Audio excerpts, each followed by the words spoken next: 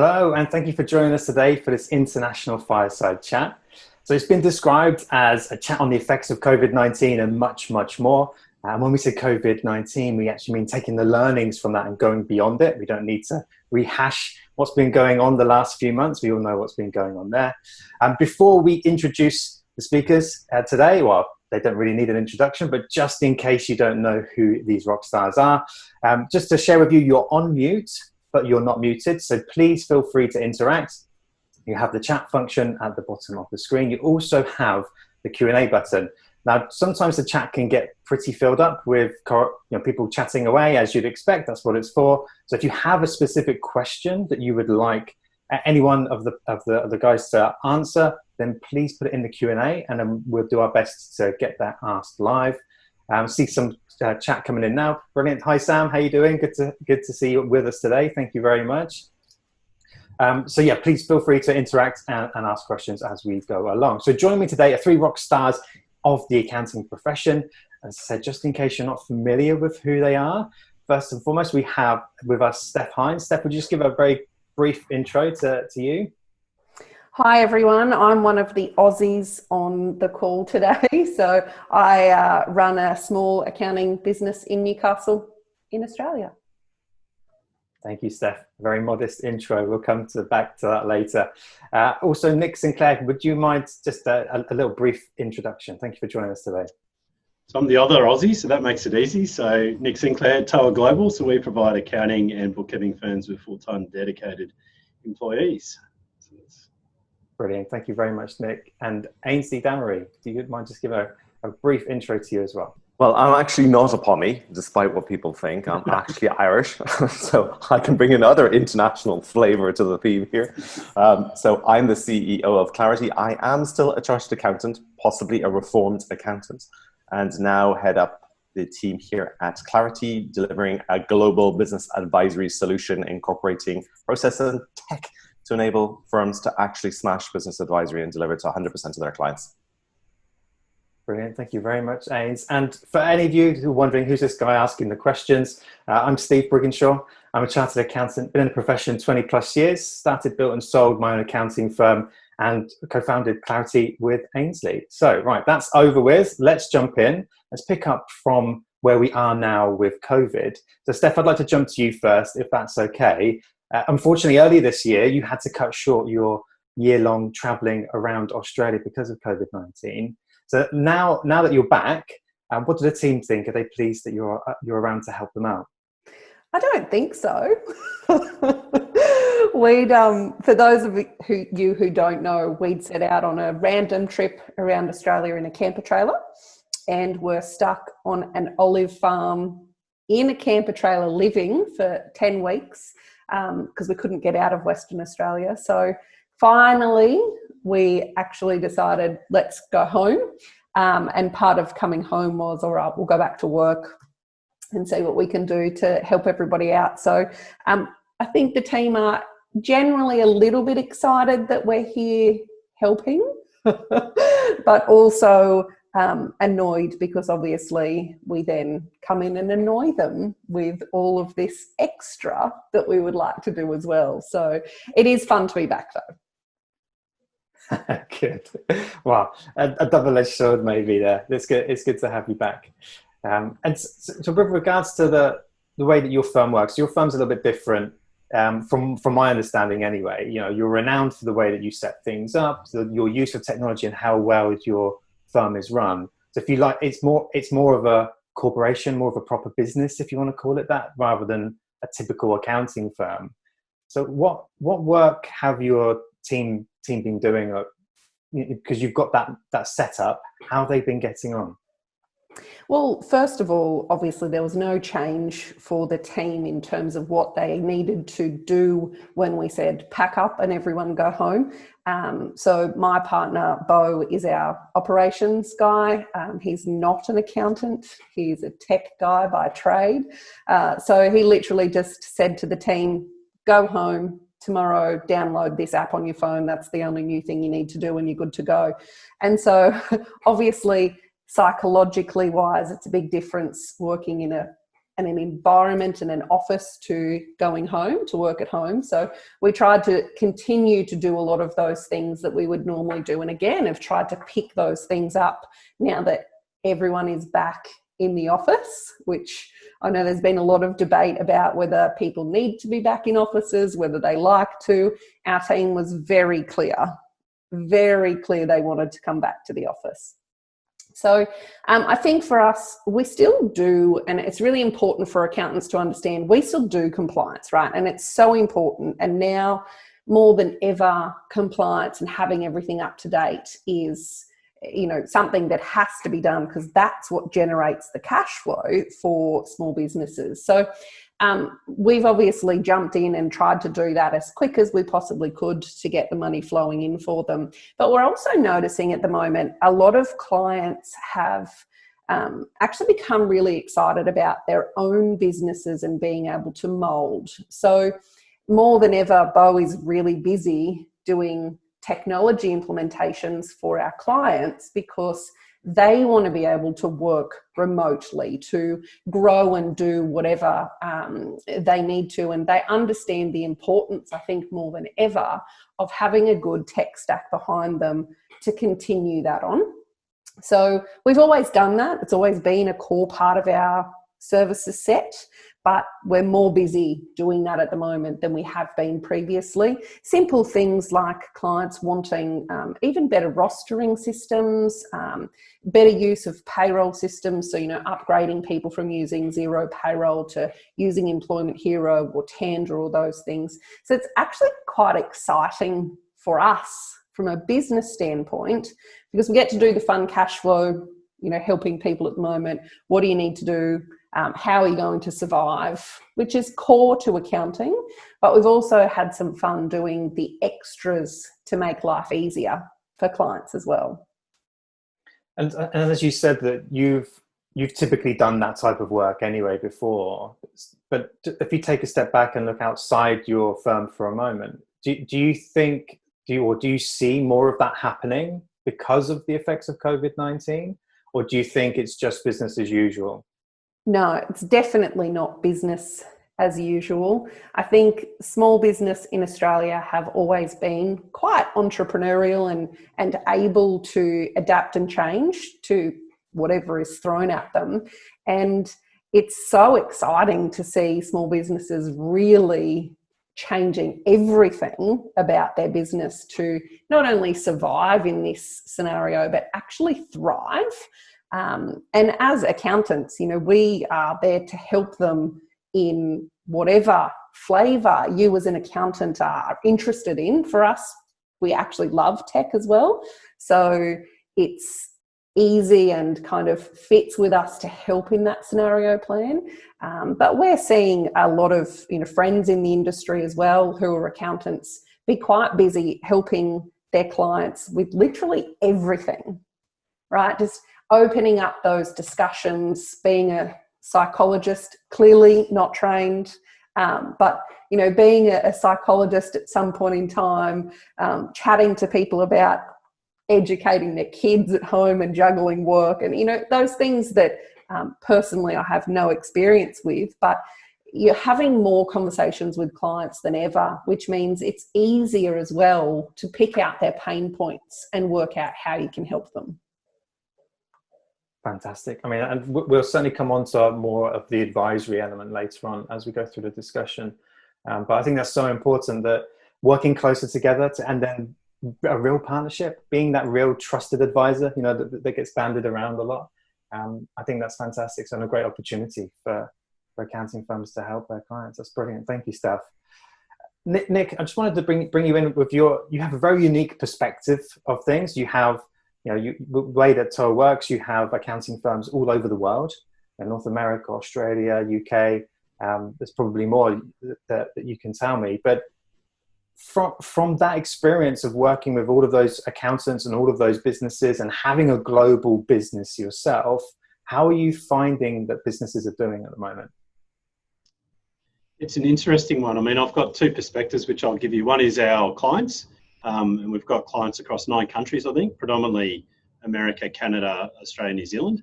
And we've got really two, I suppose, streams of that. there's the stream of clients that were very focused on niches, and in some cases, they're struggling in a big way. We had a very small percentage of clients that have really shrunk significantly during these times and are really struggling.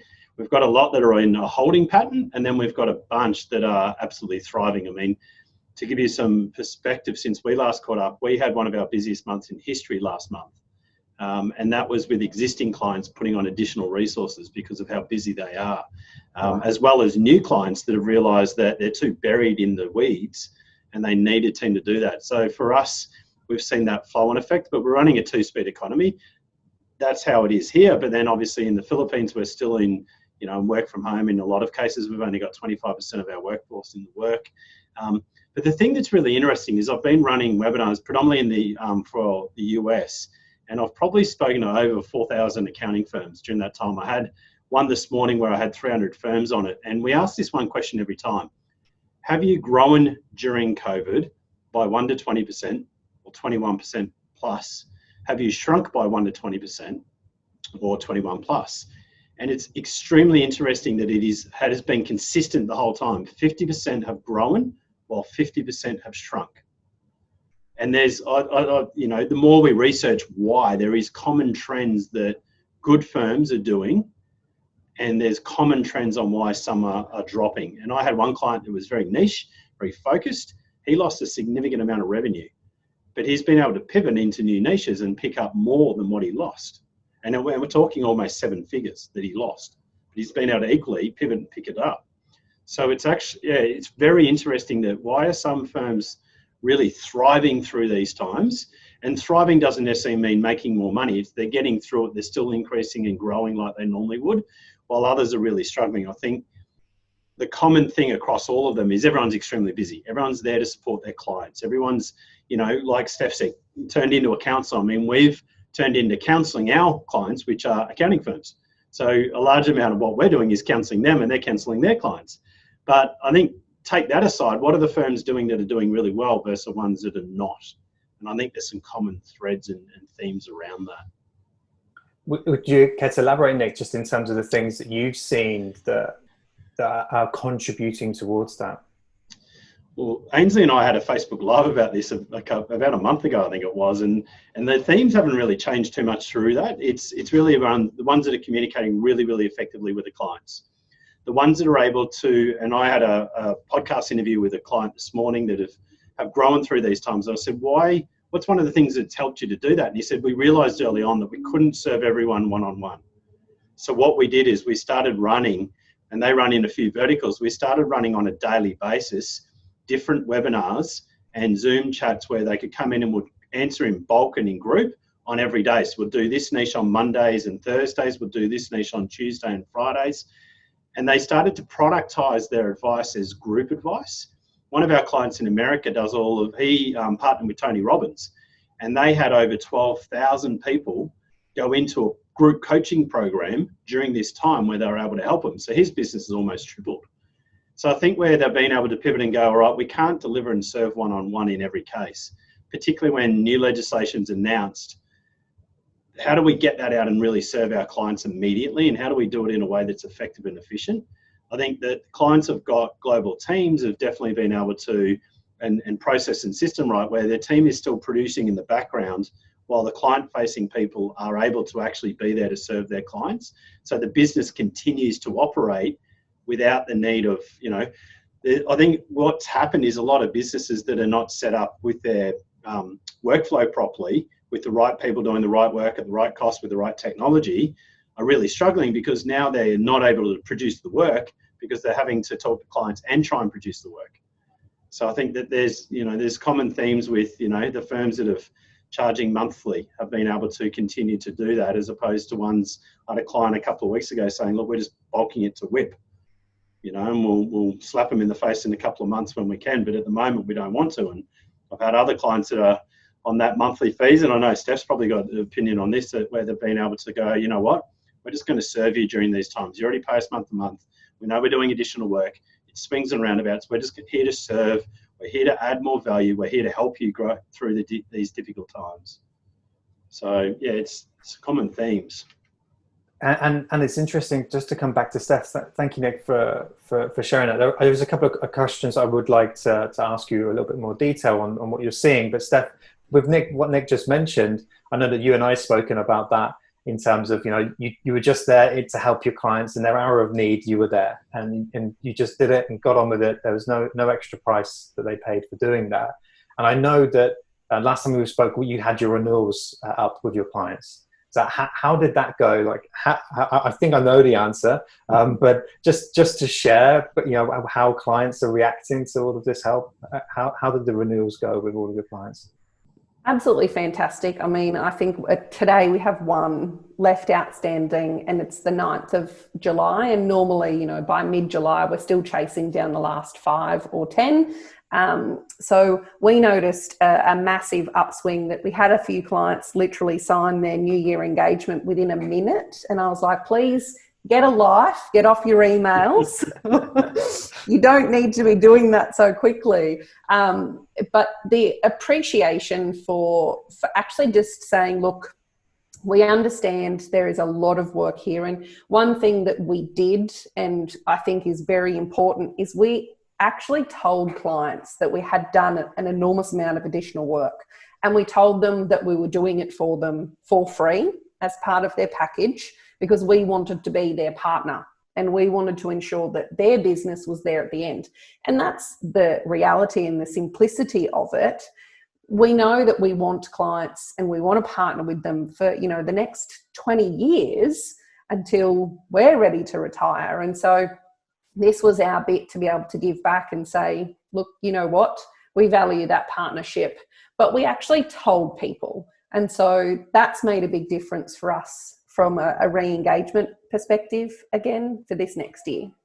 Brilliant. That's great news. That's great to hear, Steph. And that's the important thing of what Nick mentioned as well, was that communication, having communication with your clients, regardless of what it's about. Just having that open communication is so essential. Thank you very much for sharing, Steph. Nick, you mentioned when you were talking about two-speed economy, just so that I understand what you mean by that, and our viewers as well. Would you mind just explaining what you mean, just so we're all on the same page? Oh yeah, you're on mute. Myself first, sorry. What I meant by that was really around, we've got in the Philippines, we're work from home, we're working on work back programs, we're working on transportation, we're working on 25% of our team members going back. There's strict rules around COVID testing and a range of things. So we're sort of like in this limbo land of waiting to see what's happening. And then our office is in, Canada. They're back in the office. In Australia, we've been back in the office for 4 weeks.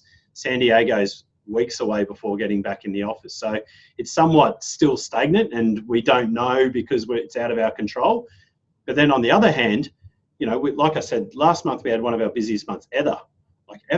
So, our existing clients are really needing additional resources, and we're getting significant growth from that aspect. We've got, new clients coming in at the moment that are looking to start this process. We've got a talent pool like we've never had before, a significant amount of applicants that are trained, experienced, that we've just never had the ability to have in that sort of volume. I mean, we normally get 25,000 applications a year, but very few of them would have US or Australian or UK experience. At the moment, we've got a couple of hundred sitting there that have worked for an Australian in the past, that are available to start working in the next, 2 to 4 weeks. We always say that it's, the 1 in 100 that, people come to us and say, look, we want someone fully trained, and we always laugh and say, yeah, everyone wants the unicorn, but it's impossible. Well, at the moment, we've got 200 unicorns. So it's also, it's a very different, like when you're looking at it from that point of view, one part of our business is going gangbusters, the other is just trying to help people get back. And accounting firms are the same. I've seen many that are taking on new clients, and there are all these inquiries, but then they're trying to be there to serve and support their existing clients at the same time. So that's where I mean the two-speed economy. Brilliant. No, and well, congratulations first for having a great month. That's great to hear.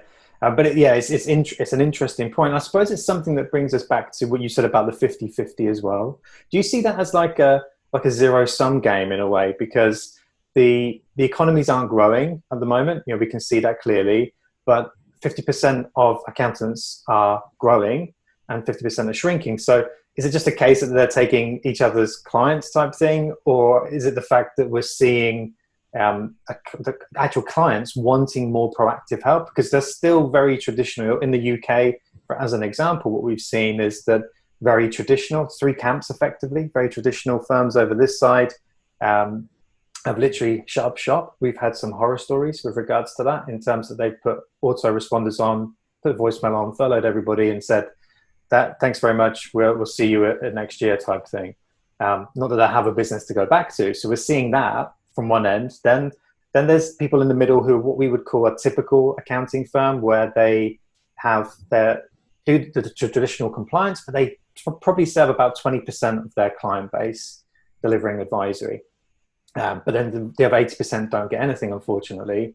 And then you have, on the other hand, on the other side, you have those that deliver advisory to nearly all of their client base. And what's happening is, it looks like a nice little diagram, is that the clients are moving from over here on the left all the way over to into the middle first, and then from the middle over onto the right. So is that the same sort of thing that you see happening with the firms that you're working with, or is there something else going on with regards to that?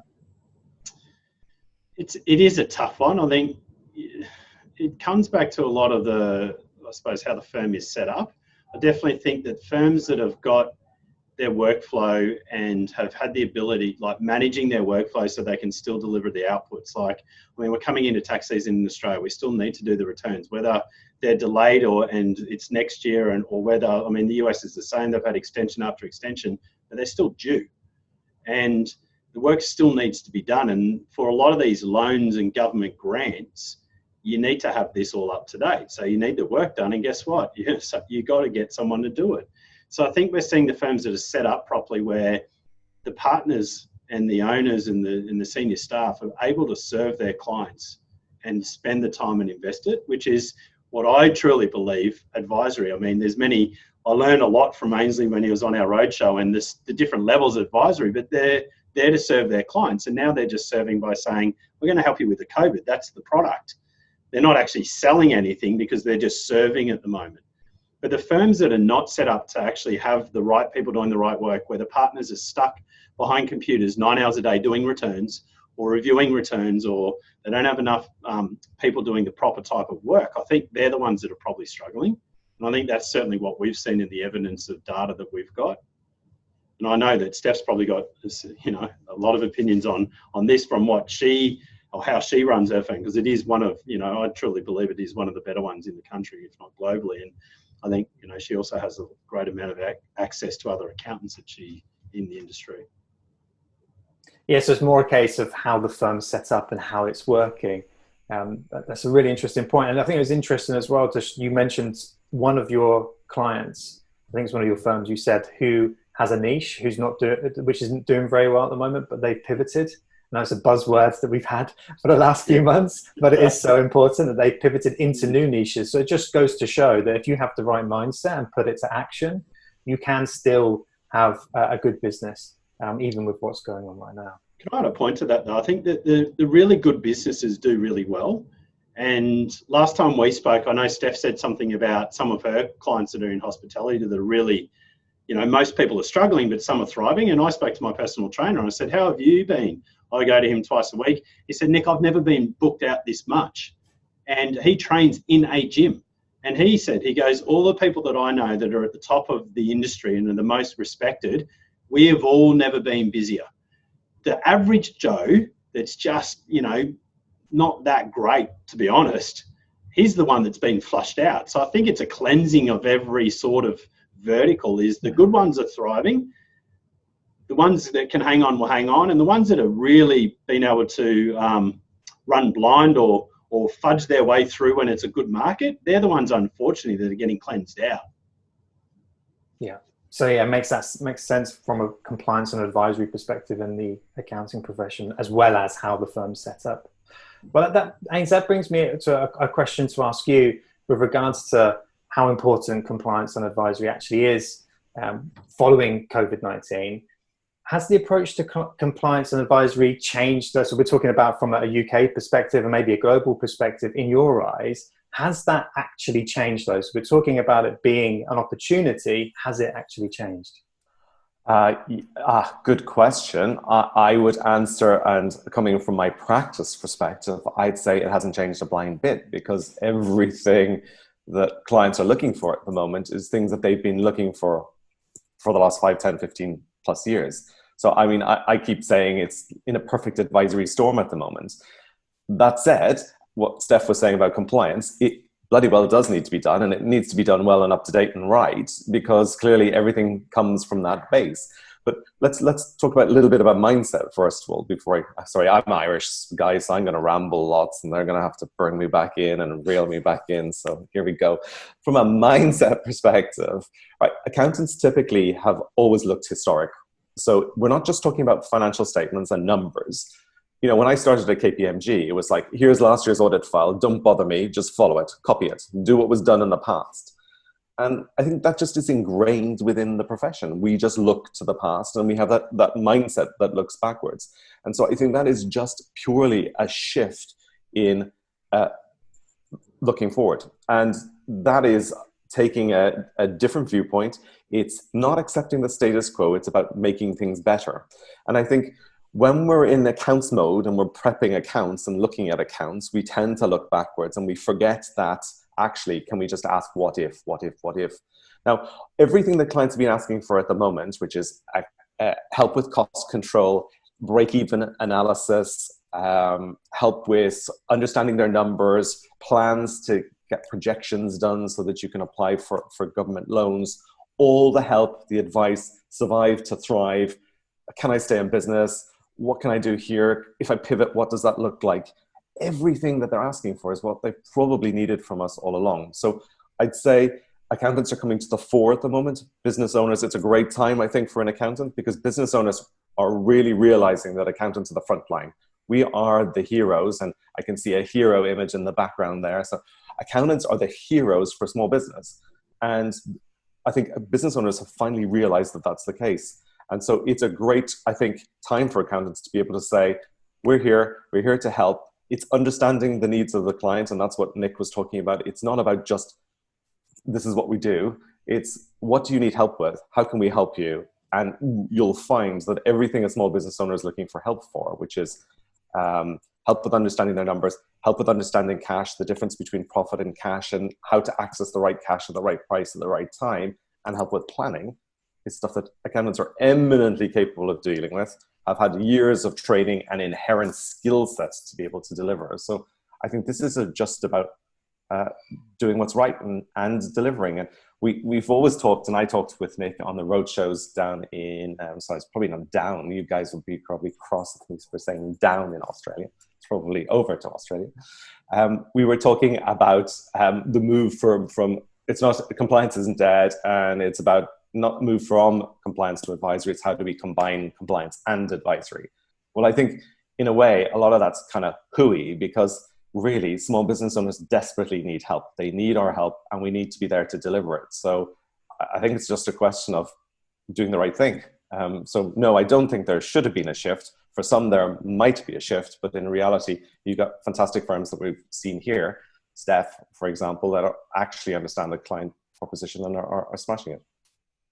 So, well, I mean, and that makes absolute sense. It's always been around, but now, maybe now clients, you're saying clients are now more aware of what's possible and the help that they want, because they've either had some flavor of it from their accountant right now, or they've heard someone else has, so that it's something that's on their radar. What can the firm do to actually make the most of that, to actually benefit the client, but also, you know, looking after the firm itself? I think, you know, this is an important time to fit your own oxygen mask first. And I've been very much advocating. I'm probably, having left practice now, and like Nick, we're helping accountants to do better. I'm looking at it more from a firm perspective. So I'm very much of the view it is fit your own oxygen mask first. And I think the historical model for accounting is broken. So this idea that we charge a third of our fees and salaries, a third goes to overheads, and a third goes to the bottom line for profit to split between partners. No, it hasn't worked for years, to be honest. You know, a lot of what we see in practice is people are, you know, getting gross margins of between 40 to 50%. Overheads are still at 33%. So that leaves whatever's at the bottom line. And we're seeing maybe 10, 15, 20% going to partners' remuneration. And I saw a study recently, actually, that showed that the profit per partner in Australia, despite the advance of cloud and automation and early adoption, has seen a 41% decline in the last 4 years in profit per partner. And I think that's absolutely shocking. And I think that's primarily that maybe the accounting firm is doing a lot of work without explaining what they're up to. So they're just plowing on and doing work in the background and not explaining it to the client and not then being able to deliver or create that value. So they're creating the value, but they're not actually explaining it to be able to bill for it. So I think accounting firms need to probably harness that, harness their ability to help small business owners, harness the need from small business owners for help, and to be able to have upfront conversations where we can talk about pricing and actually get paid for the work that we're doing. I agree in certain times and for certain clients, and I don't say you have to charge, I'm saying you need to do the right thing, but it's also do the right thing by the firm too. And for some clients, it will be appropriate, and it would have been appropriate 3-4 months ago to do work for them to get them square and ready. But I think going forward, it's much more about understanding the inherent, I suppose, work that's there, and maybe offering compliance free and charging for the other really juicy stuff that they're really looking for help on. And I mean, I think interestingly, sorry, I'm going to ramble, you're going to have to cut me off. We were doing a mastermind recently with a group of accountants. And when it was really interesting, accountants didn't really get their own numbers. So when we're talking about gross margins and we're talking about profitability and bottom line profitability, accountants weren't really on the same page. And actually, we had to revert to an Excel spreadsheet, which sounds, I shouldn't admit it was an Excel spreadsheet. It was on the fly, guys, so it was just create something really, really fast. So I've now done a HTML version, Steph, so that's okay. So we can not stick with the Excel spreadsheet. But it was really simple. But you know, where am I now? What simple small changes can we make to the business to actually drive profitability and profitable growth and increase the margins and do work that actually has good value margins? And what does that do to my results going forward? And what do I need to do to make that happen? Now, it's surprising that accountants were shocked by changes in their business with numbers. So can you imagine if those accountants went through and explained it to their small business clients in that basic level, the mindset shift and the, oh my God, I can actually achieve this, then that's, fantastic. So for those of you, sorry, we don't have an Excel spreadsheet anymore. I have done a HTML version. So you can go on clarity-hq.com/calculator and see what's really lying around inherent within the business to drive profitable growth. So doing what you do. It's an interesting point, as you mentioned as well, about, again, coming back to communication, about with the client, showing them what's possible. Because as accountants, we tend to problem solve. We're great problem solvers. So we tend to think very quickly and get to a solution. So is there something that we can do to help bring the client with us along that journey? Absolutely. I think we do that with our team too. It's not just about with clients that we jump straight to the solution. I think accountants are desperate to please. And I kind of consider myself as an accountant still, so I can say these things. So accountants are desperate to please. And so we kind of just jump straight in and do stuff without actually explaining what we're doing. Now, I also heard, interestingly, yesterday about a firm that went paperless a number of years ago. On the Monday, they told the team they were going paperless. And then by the Saturday, they had removed all the filing cabinets from the office. Now, I mean, yeah, crikey. That's eventually where we wanted to get to, absolutely. We wanted to get to no filing cabinets, but to just jump straight to the solution. And with us, with our clients, it's like, oh, you need this, and here you go. Let's just chuck it at you. I think it's very important that we take our clients with us and we take our team with us.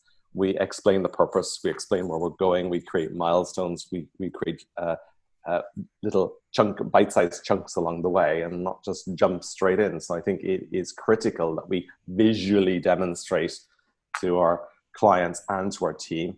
Some people deal with it in pictures, some people will deal with it in numbers, some people appreciate stories, and we've got to find out the right way of communicating. And and explaining what we're doing, explaining the value we're creating, explaining how we can help, explaining and showing them how they can increase their profitability. So I think that's critical.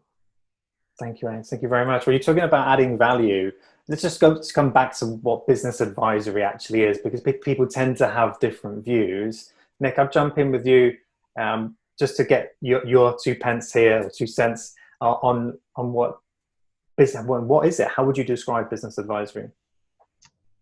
It's interesting. I think it's like the work from home. If we look at work from home, prior to COVID, not that many people did it. Like, it was less than 6%. But now everyone understands work from home. I think business advisory is somewhat around that. What accountants are doing now is actually business advisory.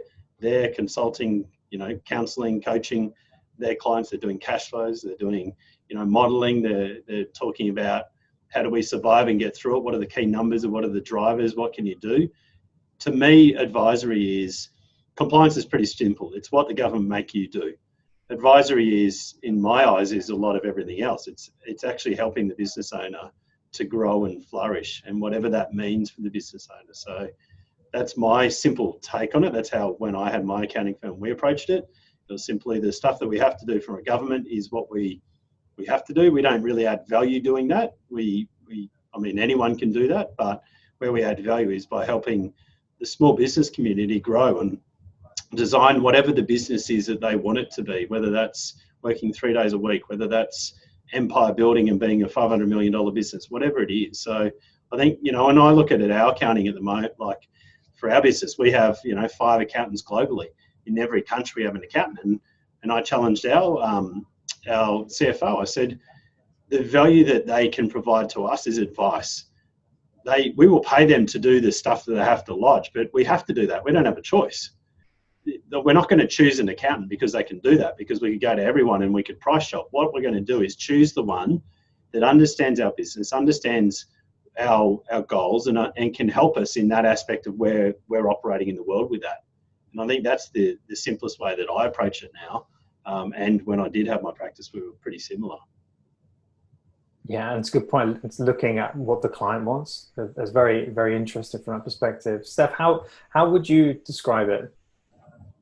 I don't think there is a way to describe it. I think everyone thinks of business advisory different. And if you ask all of your clients, they won't know what business advisory is. It's an accountant wank term. Like, at the end of the day, it's something we invented, and most clients have no idea what it means. Clients understand that we want to help them with, and I think advisory is, you need to define as your own business what that help is. So if you're a business owner, because that's what we are as accountants, and you're really interested in helping clients grow, and by grow, are you interested in helping clients grow revenue? Are you really hell-bent on helping clients grow profitability? Or, do you want to help them grow a team? Or do you want to help them gain back more control of their life? Or do you want to, help them not go bankrupt? Whatever it is, think, rather than having discussions about should everyone be doing business advisory and, is compliance dead and all the rah-rah stuff. It's more, let's start to have discussions around, you're running a business as an accountant. First and foremost, you should be deciding what business you want to run. What are you passionate about? What services do you want to provide to people? And once you've done that, you then need to go out and find those clients. Yet for so many accountants, and this is exactly the same for a lot of businesses that we end up advising, they simply take what comes to them, or they take a set of fees that they've gone and purchased from someone, and they're not really passionate about dealing with those people. So you're never going to be passionate about advising that business if you couldn't care less about that business in the first instance, or you haven't built your services around something that makes you want to get out of bed every day and go and do something. I mean, that's a great interpretation. It's not just about how you can help, it's why you want to help. just making sure that you're doing your best and helping your clients. And Ains, what's your perspective? How would you describe advisory? Yeah, I mean, I don't think I have anything to add to those. I mean, basically, it's doing what's the right thing for your clients, what they need help with, and whatever that is. I mean, some want help with growing, and you need to do that. Some want help with staying stable and making better profits from just sticking with what they're doing. Some want more time off, and they want the business to support them and they probably want to reduce their profitability, reduce their revenue, but do it in a way that enables them to take more time off. So I agree. It's not, you can't define. I mean, it is I can't say the W word on here, but I completely, you know me. Yeah, but I completely agree. It's a stupid made up word that just doesn't, and everybody gets freaked out by it. And I think what it definitely isn't is consulting. So I think, well, let's be clear on what it definitely isn't. It isn't going in and being a management guru and going in and implementing massive change management programs like Baines and Accenture and all the rest of it. This is basic stuff. This is simple things that business owners need help with. And it's just being there and listening. And it sounds really simple. Understand your ideal customer or client, know what they really want and need from you, and deliver it. That's what Steph was saying. It's just that's the bare basics of being in business. But crikey, how many people don't do that? And and it's interesting, I suppose, from each of you have said that the theme, if you like, I suppose, is about being results focused, outcomes focused for the client.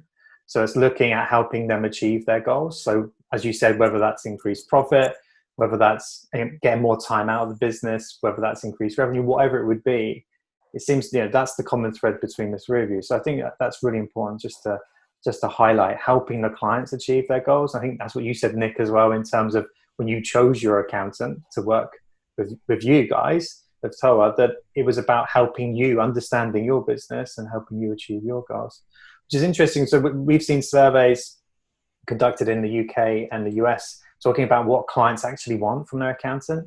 And so trusted advisor is one of them. So we could say that is helping them achieve their goals and being there to talk to and help them understand their numbers or what's going on. But I also want someone to help them understand their business. And they want an accountant who understands their business and help them improve it. And to make sure that they're in their corner effectively, not paying too much money for it. But, we all want value where it's available, but making sure effectively that what's going on within in the business and in the accounting firm is the best for everybody. So I know that customer experience and customer service are a passion of yours, Nick. Have you seen anything particular, good or bad, like over the last few months with what's been going on? Yeah, look, I think we've seen the best of both. I think, the example where, firms have just been there to serve their clients, they've been there to help them. I think there's plenty of great examples of customer experience and really delivering a service. But equally, I've seen a lot of accountants that are tired. You can see that they're stressed, you can see that they're struggling, and what they're posting online, trash talking their clients. They're, I can't believe this prospect is asking this stupid question. We're there to serve the clients. They pay our bills. If we're out there on social media talking negatively about the people we serve, how do you think your interaction with them is going to be when you're actually delivering a service to them? The customer is not always right, but the reality is you need to treat them like they are. And you need to be able to have a relationship which is respectful, which we call it keep it real, which is have the honest and frank conversation. But I think I've really seen some firms really, really thrive through these times. They've been able to still deliver an experience to their customers, although it's a different type of experience. So I've seen other people just becoming tired and frustrated and, venting in a way that probably hasn't helped. And you got to remember, your clients can see what you're posting. So, we've seen, I've seen some accountants that are going, you know what, hands are up, I'm too busy for you, do not ring me. It's like, well, hang on, you're there to serve your customer. The way that you need to be able to do that is potentially go, I cannot manage, we physically can't manage to talk to all 400 of our customers. So what we've been able to do is we've installed a program where you can come on group calls and you can do this. If you need a one-on-one, We'll send you a link. There's 30-minute available spots. It's how you communicate it and how you effectively position it. Others have, I've heard of their customers have rung them and they've said, oh, I still haven't rung them back. That was 4 days ago. I mean, that's embarrassing to me. If I was serving a customer and we didn't ring them back for 3 or 4 days, I'd be embarrassed.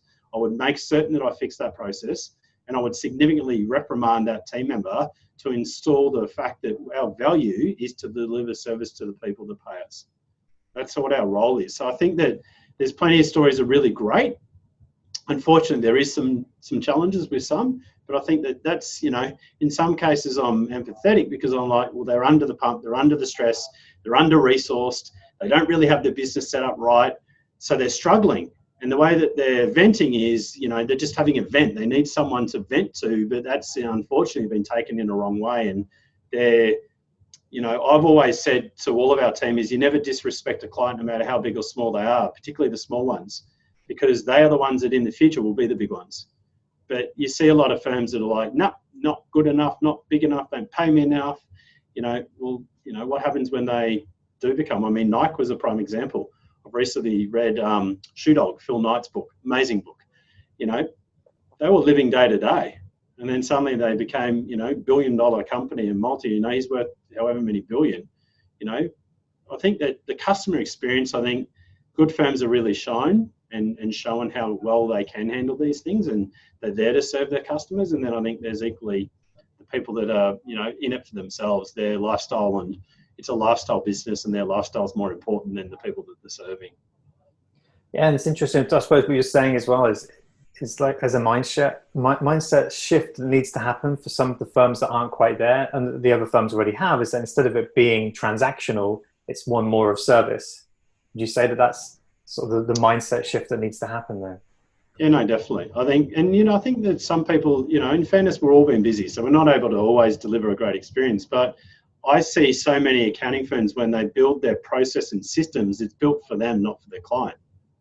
So they make it harder for their client to do business with them, but it's because it's easier for them. Mm-hmm. Ainsley said that, that firm that went paperless, I'm sure that was a great benefit to the business. But what interruption would that have had to their clients when suddenly they go, no, you cannot send me anything? What about the client and how would that experience be for them? 100% agree it's the right strategy. But what's the experience you're building for your clients? When you're building your system, your process, your workflows, it should always be built with a customer in mind, as well as building internal efficiency. Absolutely. I mean, Ains, what can accountants do to help deliver a better experience and service? I think here it's about engaging the team. And I think this is really, really critical. I think oftentimes the leaders of accounting firms, because it's their business, they just get stuck in and they just do the do. But it's only so many hours in the day. And what we're talking about here with Nick and how you need to communicate with every single client, particularly during these times. I mean, I would be advocating that on a normal basis, but just even in this time where everybody's wanting help straight away and it's kind of a tsunami of help needed.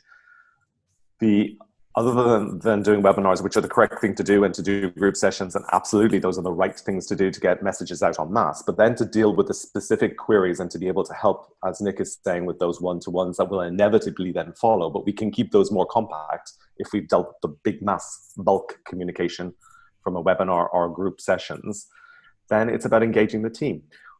I think too many firms don't let the team get heavily involved with their frontline clients. Now, I mean, I come from a background in KPMG. It's sink or swim. You were dumped in and off you went. And if you weren't able to handle it, you went elsewhere. I'm not advocating that type of mentality, but certainly it is about empowering the team. The people we employ are great. They have an amazing skill set. And so it's about empowering them. It's about giving them the confidence. It's about giving them the tools and the ability to actually deal with our clients. And it's not just about top level team. This is about spreading it across the board. And I think, this is where systems, this is the key element of people, process and tech that we've talked about, TOA talk about. I'm absolutely certain Steph will be talking about. It's the right combination of people, process and tech. And it's no good having the people if you don't have the processes for them to be able to handle and speak to all of the clients. And they probably won't be able to do it if they're not leveraging the right tech too. So this is about engaging the team, having the right systems and processes in place, and having the right client experience and customer experience, because service and experience, as Nick will tell you, are completely different things.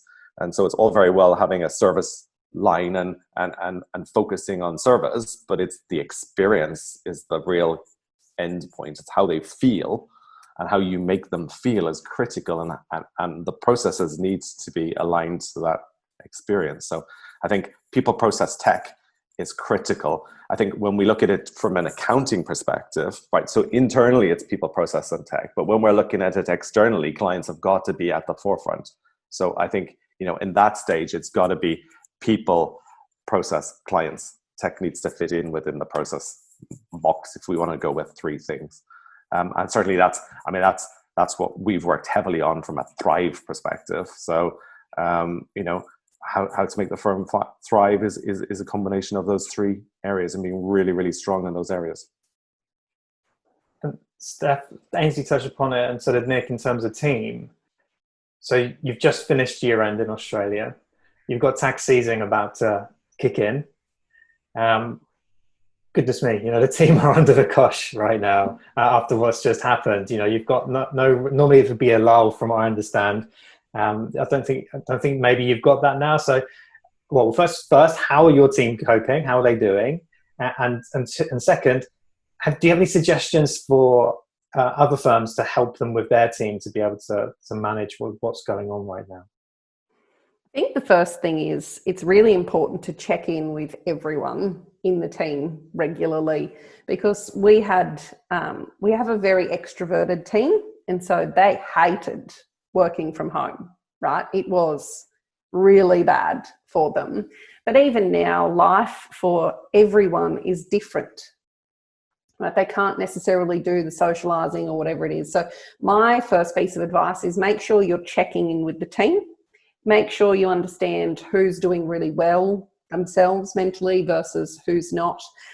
But more importantly, now is probably the most important time to understand who's really good at what versus who's really good at something else. So in Australia, and everywhere else in the world, we have grants that come up every second day and changes to legislation or whatever it might be. And as traditional accountants, we have guys in our team who like time to digest, right? They like time to understand what's going on.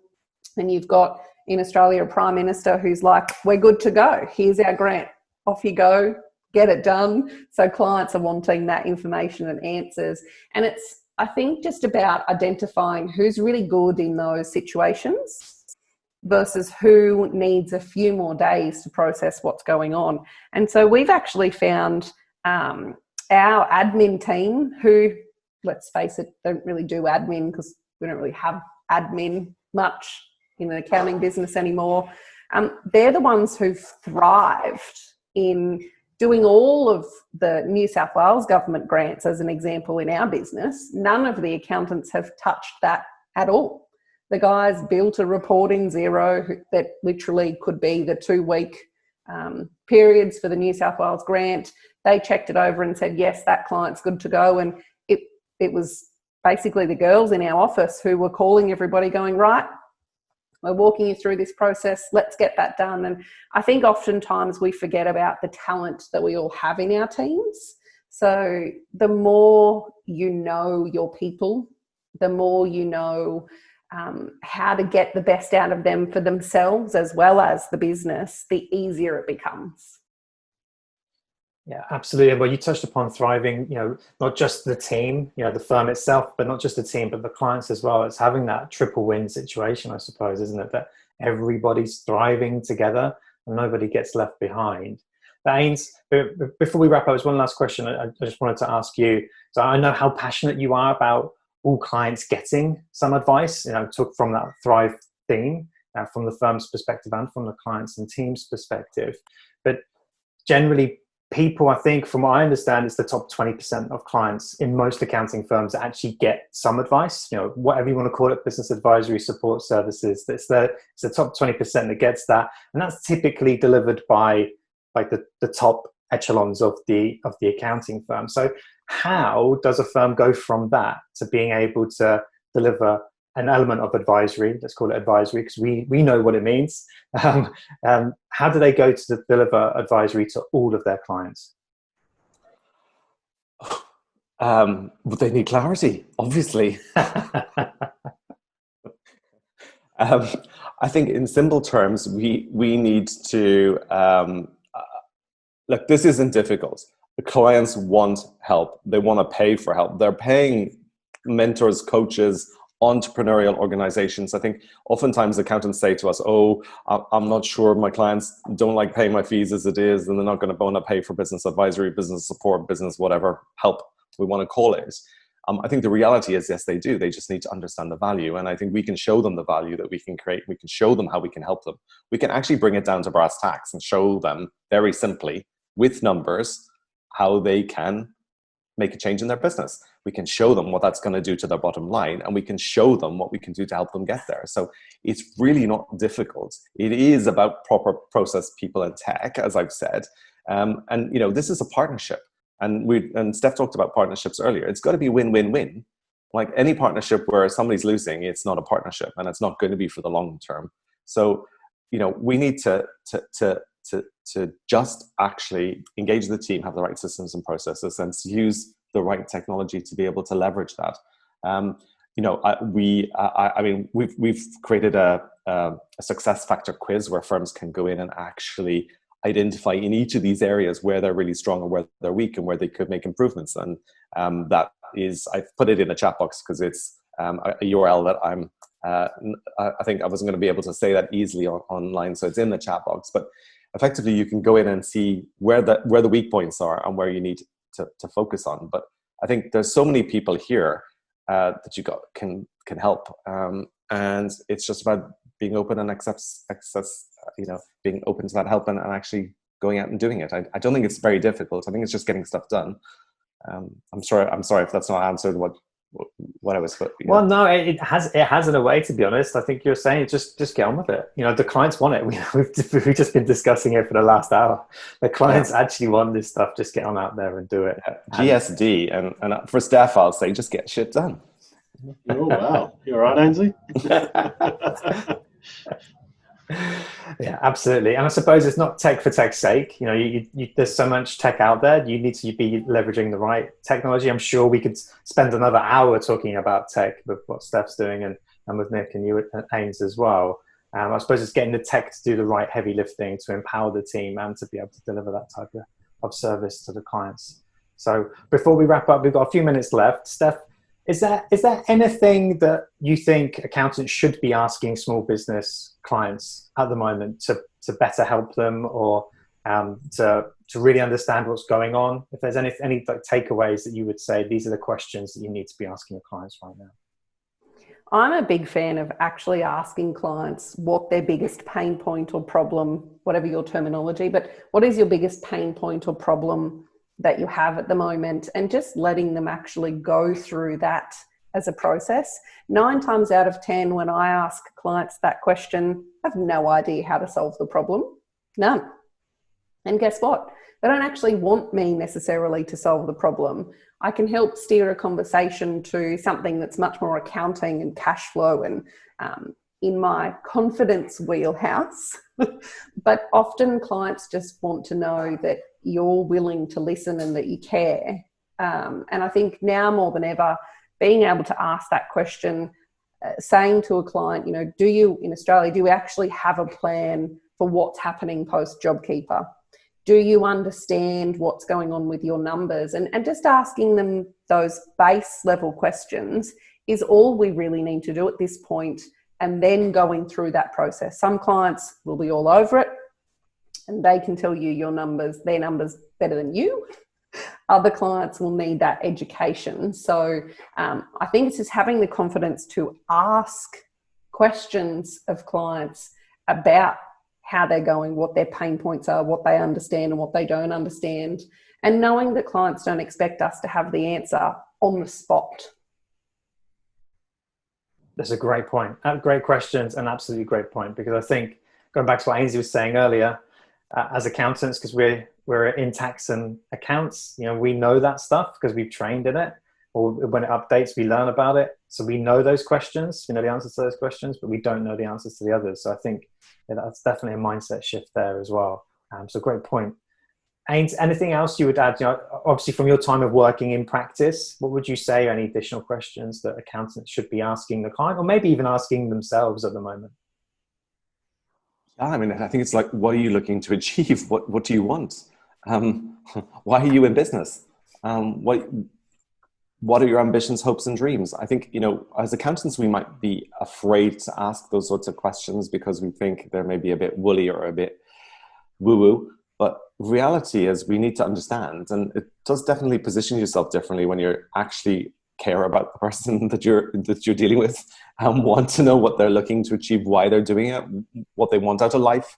And I think it's then that we can actually dig in. And I agree, we can't know all the answers. And I think in tax and in accounts, as you say, we've always had to know the answers. But in business, nobody knows the right answer. We can, 3 of us here or 4 of us here can argue black and blue and have a great theory about what might work and what mightn't work. But until we actually start trying it and seeing it and work and doing, like in marketing, we do A/B testing.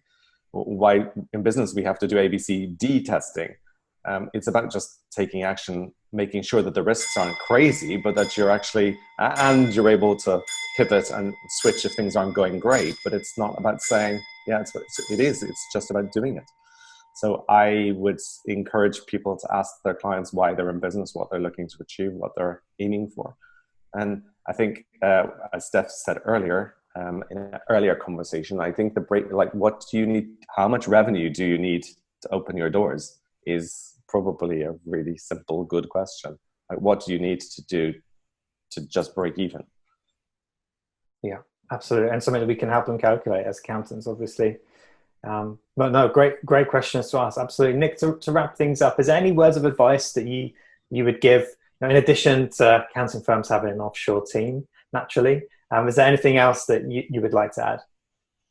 I think the big one is at the moment, I think that, there's been, many studies and that over the years saying that, accountants aren't the trusted advisors, they're down the list. I think as an industry, we've shown people how reliant businesses are on small business. I think we've seen globally the benefit that accountants have provided to the community. And I think the biggest thing that you can do is fly the flag at the moment is to show what value you have. And I've seen Andrew Vanderbeek, I've seen Jason from SBO. I know we talked about this when we caught up last week, Steph, around how much, I think Jason posted the other day that they've got $10 million worth of government funding for their clients. And Andrew Vanderbeek talked about that. And I know, that's a significant amount of help that we've helped our clients to be able to get.